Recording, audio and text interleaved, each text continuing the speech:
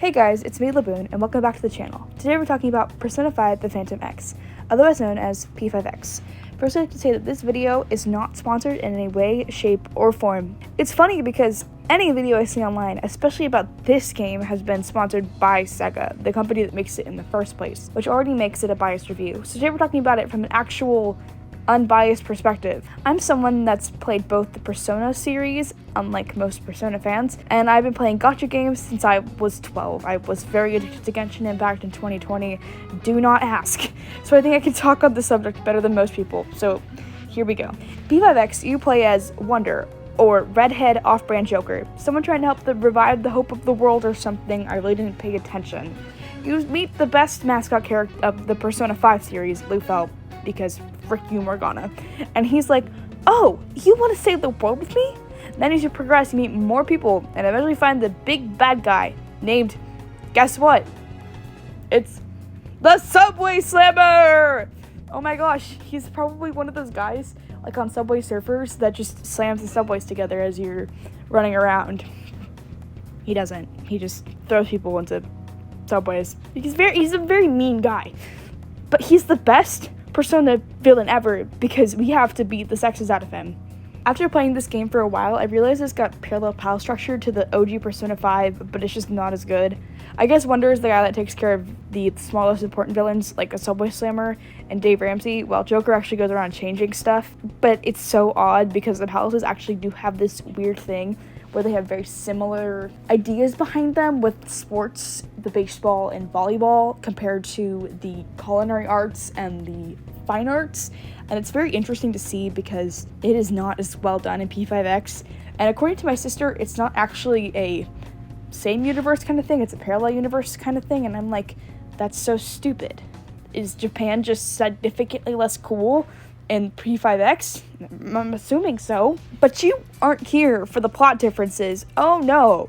You're here for the gameplay differences, aren't you? The truth is, they aren't very different at their core. Hard to make anything turn-based that way, but there are some slight changes. Combat. Now there's an ultimate-like skill called a highlight. You can fill up the highlight star every turn, and once it is full, one of your characters can perform a highlight, a special cutscene that only they have, and I do not like this feature. If they were to do this, that every single character should have their own bar, like what they do with Honkai Star Rail, because not being able to activate these in a set order is ridiculous. Some of them are buff based, and some of them are like big damage, and I want to be able to do the buff one before I would do big damage, because I can't strategize as well as I do in Honkai Star Rail, which is so annoying.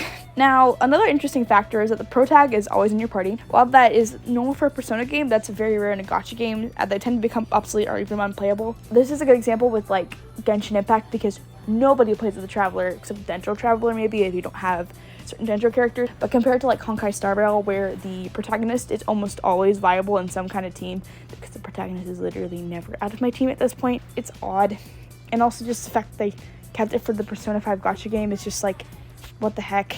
Another interesting addition is that your navigator can now be controlled. No more freedom for you, Futaba. You're in my hands now. Why did I write that in? Oh, and it's got this whole thing that goes ha, ha, ha, ha, ha, ha, ha, ha. That sounds so weird. Why did I write that in? But yeah, you can control what your navigator does, and it's so boring. I like when I gambled on freaking Fuka doing something for my health at some point, so I didn't die in Tartarus like the 15th million time. I think that was fun. In your party, there is a pro tag, 3 thieves of your choice, and a navigator of your choice. But that brings up another interesting part of this game, the contract system. Gacha games tend to be gacha games. I know, very profound. But for some reason, I've been seeing outcry that the rates are terrible and everything is too expensive. I just want to scream at the top of my lungs. You've never played a gacha game, have you?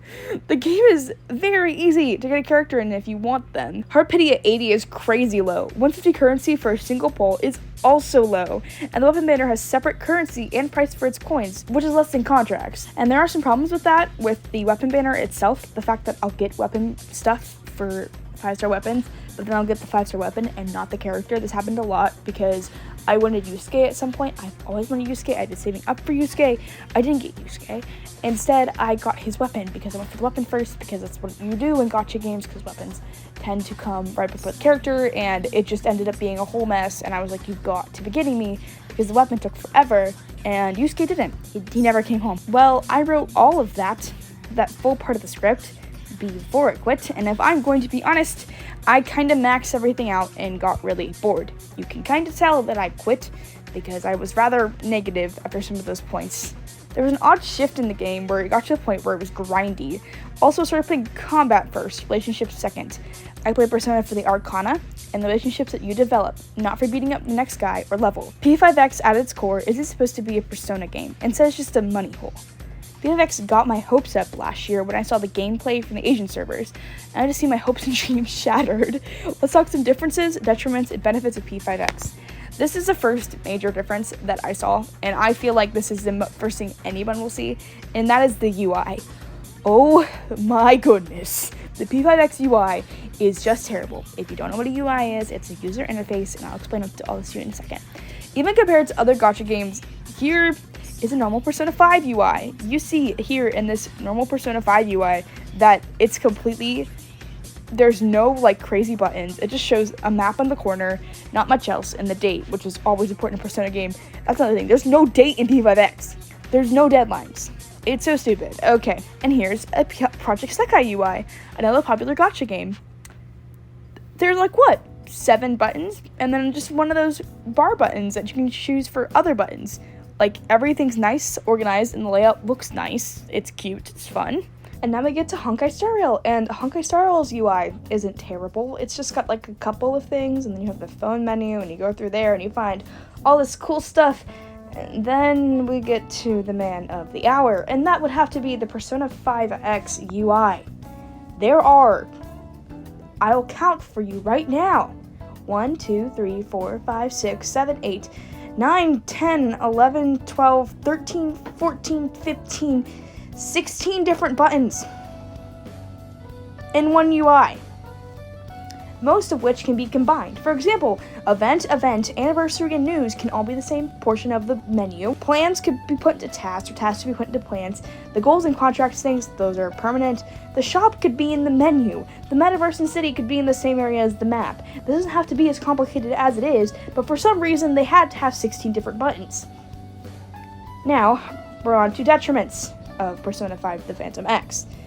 Within the Persona 5 The Phantom X, there's this problem of grinding.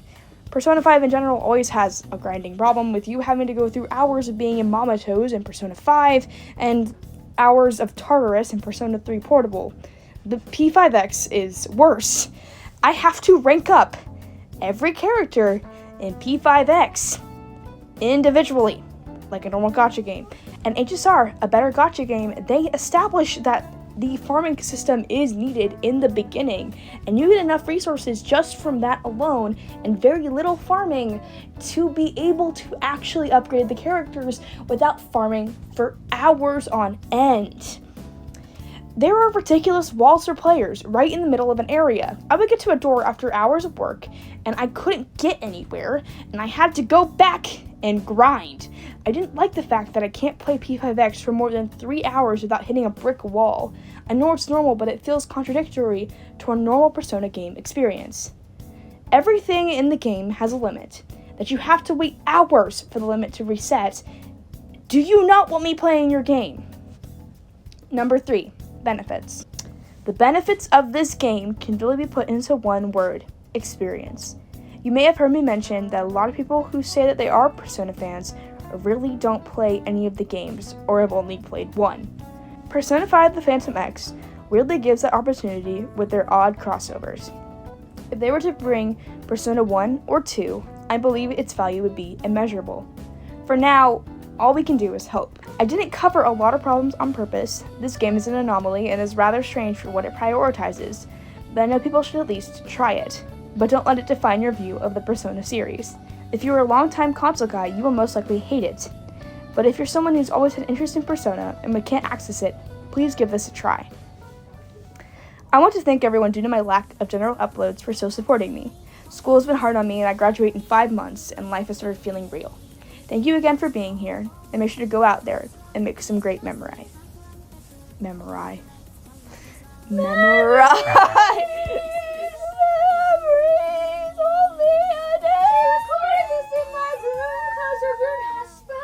Spiders are scary. They're terrifying. Aragog loves you. Aragog does not love me. Aragog will come after me in the middle of the night and kill me. I love Aragog. I hate Aragog. I want you to Aragog. Okay, bye-bye.